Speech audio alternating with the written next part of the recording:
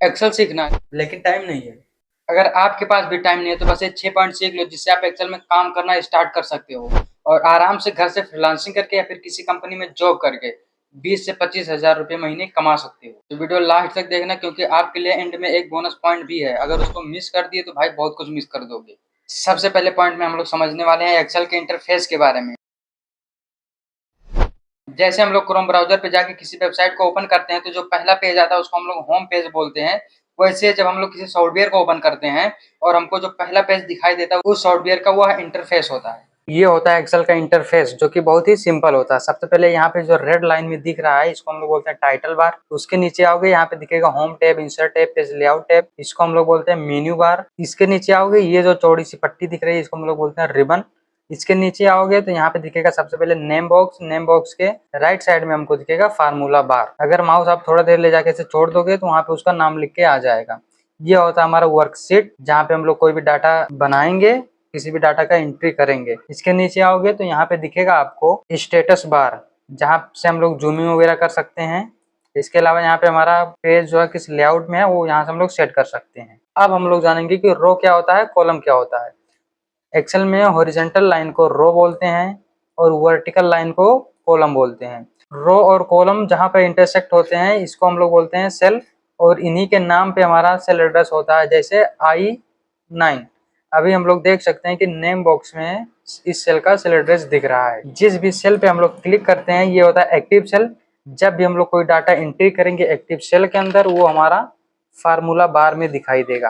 तो ये रहा सिंपल सा एक्सेल का इंटरफेस। ये था एक्सेल के इंटरफेस के बारे में इंट्रोडक्शन। वो भी बहुत ही आसान तरीके से मैंने आपको सिखा दिया। तो चलो अब हम लोग बात करते हैं सेकंड पॉइंट की जिसमें हम लोग सीखने वाले हैं बेसिक डाटा एंट्री।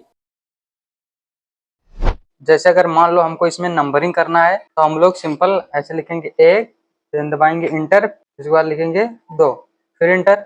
अब इन दोनों सेल को हम लोग कर लेंगे सेलेक्ट। सेलेक्ट करने के बाद ये जो पॉइंट दिख रहा है इसको हम लोग ड्रैग कर देंगे। अब जहां तक ड्रैग करेंगे वहां तक ये एक्सेल ऑटोमेटिक नंबरिंग कर देता है। इसके अलावा हम लोग और भी बहुत कुछ लिख सकते हैं। जैसे मान लो हमको यहाँ पे मंथ का नाम लिखना है तो यहाँ पे लिखेंगे जैन, देन इंटर, उसके बाद फेब, इंटर। अब वैसे ही इन दोनों को सेलेक्ट करेंगे। सेलेक्ट करने के बाद इसको ड्रैग करके नीचे लेके आएंगे और आप देख सकते हो कि सारे मंथ के नाम सीरियल वाइज आ गए हैं। इसके अलावा हम लोग ऐसे लिख सकते हैं संडे, मंडे। इन दोनों को सेलेक्ट करेंगे। सेलेक्ट करने के बाद ऐसे हम लोग ड्रैग करेंगे और आप देख सकते हो सारे डेज के नाम आ गए हैं। इसके अलावा हम लोग बहुत कुछ एक्सेल में डाटा एंट्री कर सकते हैं। जैसा आपको जरूरत रहेगा वैसा आप डाटा इसमें एंटर करोगे। अब हम लोगों ने बेसिक डाटा एंट्री करना भी सीख लिया तो चलो अब हम लोग सीखते हैं बेसिक फार्मूलों के बारे में, जो कि कुछ बेसिक फार्मूले होते हैं।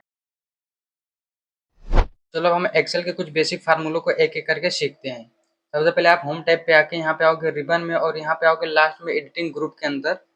तो यहाँ पे आपको ऑटो सम करके एक ऑप्शन दिखेगा जहाँ पे हमारे कुछ बेसिक फार्मूले दिखाई देते हैं। देखो सबसे पहले मैं यहाँ पे निकाल लूंगा सेल। सेल निकालने के लिए हम लोग दबाएंगे इक्वल, उसके बाद में यूनिट को सेलेक्ट करेंगे। सेलेक्ट करने के बाद लगाएंगे मल्टीप्लाई का सिंबल, उसके बाद में प्राइस को कर देंगे सेलेक्ट।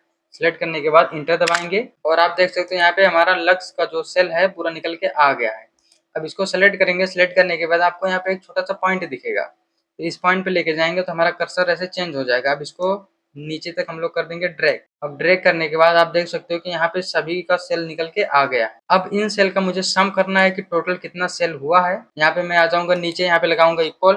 इक्वल लगाने के बाद एक फार्मूला होता है सम, जिससे हम लोग कई सारी चीजों को आपस में सम कर सकते हैं। यहाँ पे लगाएंगे सम फार्मूला, यस यूज हम। उसके बाद में हम लोग दबा देंगे टैब, तो हमारा फार्मूला सेलेक्ट हो जाएगा। अब सेलेक्ट होने के बाद इसको ऊपर से लेकर नीचे तक ऐसे माउस को क्लिक करके सिलेक्ट कर लेंगे। अब सेलेक्ट करने के बाद ब्रैकेट को कर देंगे क्लोज। क्लोज करने के बाद दबाएंगे इंटर और आप देख सकते हैं यहाँ पे पूरा टोटल सेल निकल के आ गया है। ऐसे हम लोग एवरेज सेल निकाल सकते हैं, मैक्सिमम सेल निकाल सकते हैं और मिनिमम सेल भी निकाल सकते हैं। चलो देखते हैं कैसे निकलेगा। यहाँ पे आके मैं लगाऊंगा इक्वल। इक्वल लगाने के बाद एवरेज फंक्शन लगाऊंगा, या फिर आप यहाँ से जाके इसको सेलेक्ट भी कर सकते हो, सेलेक्ट करना है तो। और आप देख सकते हैं यहाँ पे मेरा फार्मूला सेलेक्ट हो गया। अब सेलेक्ट होने के बाद मुझे डाटा सेलेक्ट करना है, तो डाटा सेलेक्ट करने के लिए मैं पहले सेल सेलेक्ट कर लूंगा। अब सेलेक्ट करने के बाद यहाँ से लगाऊंगा कोलन, जिसे हिंदी में अनुपात के नाम से जाना जाता है। उसके बाद में आके यहाँ मैं लास्ट वाले सेल पे कर दूंगा क्लिक, तो ये हमारा पूरा डाटा सेलेक्ट कर लेगा। सेलेक्ट करने के बाद में हमको दबा देना है इंटर और आप देख सकते हो हमारा एवरेज जो सेल है वो निकल के आ गया है। ऐसे हम लोग मैक्सिमम सेल निकाल सकते हैं। इक्वल टू लगाएंगे, यहाँ पे लिखेंगे मैक्स, उसके बाद में टैब दबा देंगे तो हमारा फार्मूला सेलेक्ट हो जाएगा। सेलेक्ट होने के बाद पूरा डाटा कर लेंगे सेलेक्ट। सेलेक्ट करने के बाद ब्रैकेट को कर देंगे क्लोज, देन दबाएंगे इंटर, और आप देखो यहाँ पे मैक्सिमम सेल निकल के आ गया जो कि 96 है, आप यहाँ पे देख सकते हो।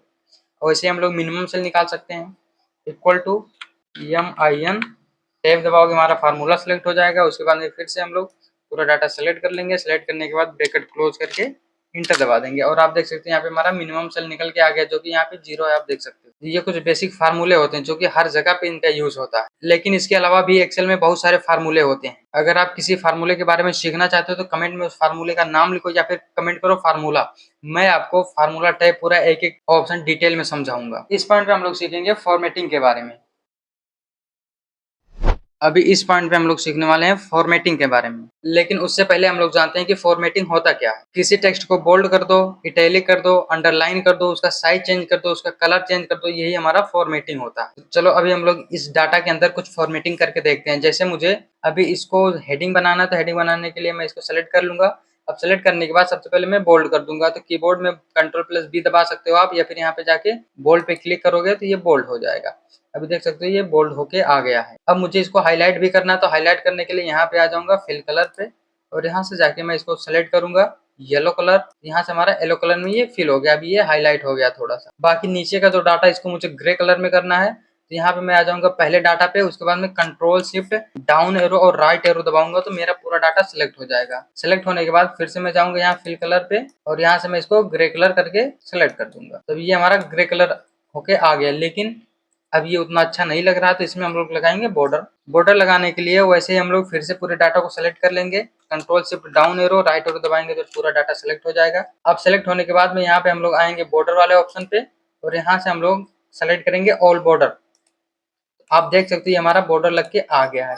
ये मुझे डार्क कलर जो ग्रे हो गया है इसको मुझे चेंज करना है, इसको मुझे लाइट ग्रे में करना है। तो उसके लिए Ctrl+Shift डाउन एरो और राइट एरो दबाऊंगा। उसके बाद में यहाँ मैं फिल कलर पे जाके इसको थोड़ा सा लाइट कर दूंगा।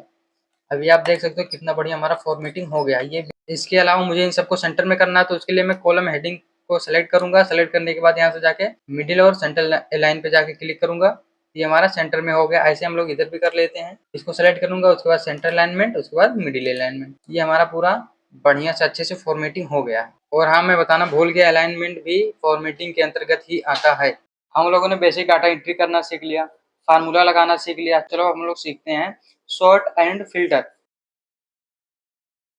जो कि एक्सेल में बहुत ही इंपॉर्टेंट ऑप्शन है, जिसका यूज करके हम लोग बड़े बड़े डाटा को सॉर्ट और फिल्टर कर सकते हैं। जैसे अभी आप देख सकते हो यहाँ पे मेरे पास कुछ स्कूल का डाटा है, जिसमें से अलग अलग स्कूल के डाटा हैं, और मुझे किसी एक पर्टिकुलर स्कूल का डाटा देखना है, तो इसमें हम लोग फिल्टर लगा के उसको देख सकते हैं। हम देखो कैसे। सबसे पहले हम लोग हेडिंग को सिलेक्ट कर लेंगे, उसके बाद यहाँ पे आएंगे एडिटिंग ग्रुप में, और यहाँ पे हमको दिखेगा सॉर्ट एंड फिल्टर, इस पे हम लोग कर देंगे क्लिक। अब क्लिक करने के बाद यहाँ पे लास्ट में जाके फिल्टर पे कर देंगे क्लिक। अब यहाँ पे आप देख सकते हो फिल्टर अप्लाई हो गया है, और हर एक कॉलम के हेडिंग के साइड में एक छोटा सा ड्रॉप डाउन दिख रहा है। जब हम लोग इस ड्रॉप डाउन पे क्लिक करेंगे तो आप देख सकते हो यहाँ पे पूरा डाटा आ गया है, जिसमें से हमको जिस भी स्कूल का देखना है डाटा वो हम लोग देख सकते हैं। अभी यहाँ पे सिलेक्ट ऑल पे टिक है, तो इसको हम लोग कर देंगे अनटिक। अब अनटिक करने के बाद अभी हमको देखना है सिर्फ EMSM Hanif inter college Mau Nankar, ये जो स्कूल है इसका डाटा देखना, तो इस पे क्लिक करेंगे और यहाँ से कर देंगे ओके। अब आप देख सकते हो यहाँ पे सिर्फ इसी स्कूल का डाटा दिख रहा है और किसी स्कूल का डाटा नहीं दिख रहा है। ऐसे आप और भी किसी स्कूल का डाटा देख सकते हो। यहाँ पे हम लोग अनसेलेक्ट करेंगे। अब अनसेलेक्ट करने के बाद यहाँ पे हम लोग कोई भी एक स्कूल सेलेक्ट कर लेंगे। तो अभी हम लोग ये स्कूल सेलेक्ट कर ले रहे हैं, यहाँ से करेंगे ओके। अब इस स्कूल के जितने भी बच्चे हैं सबका डाटा हमारे पास आ गया है। ये होता है फिल्टर। अब हम लोग जानेंगे सॉर्ट के बारे में। सॉर्ट का मतलब होता है किसी भी चीज को सीरियल वाइज करना। किसी भी डाटा को सॉर्ट करने के लिए हम लोग कॉलम हेडिंग पे क्लिक करेंगे, यहाँ पे आएंगे सॉर्ट एंड फिल्टर पे, और यहाँ से सबसे पहला ऑप्शन जो दिख रहा है हमारा सॉर्ट स्मॉलेस्ट टू लार्जेस्ट, इस पे क्लिक करेंगे तो ऐसा हमारा कुछ इंटरफेस आएगा। इसमें हमको सेकंड वाले ऑप्शन पे क्लिक करना है और यहाँ से कर देना सॉर्ट। अभी आप देख सकते हैं ये जो हमारा फॉर्म नंबर है सब सीरियल वाइज हो गया है। हमारा छठा और लास्ट पॉइंट जिसमें हम लोग सीखने वाले हैं बेसिक चार्ट बनाना, जो कि इस तरीके का होता है। चलो अब हम लोग ऐसे ही कोई चार्ट बना के हम लोग देखते हैं बहुत ही आसान तरीके से। तो ये मेरे पास अभी कुछ डाटा है जिसमें हम लोग एक छोटा सा बेसिक चार्ट बना के देखने वाले हैं। तो चार्ट बनाने के लिए सबसे पहले हम लोग कोई डाटा बना लेंगे। अब इस डाटा का हमको चार्ट बनाना है, तो सबसे पहले हम लोग डाटा में कहीं बीच में हम लोग क्लिक करेंगे, जिससे हमारा कोई सेल सेलेक्ट हो जाएगा। अब सेलेक्ट होने के बाद हम लोग जाएंगे इंसर्ट पे। इंसर्ट पे जाने के बाद हम लोग जाएंगे चार्ट वाले ग्रुप में और यहाँ से हम लोग सेलेक्ट कर लेंगे कॉलम। कॉलम में जाके कोई भी एक फॉर्मेट हम लोग सेलेक्ट कर लेंगे।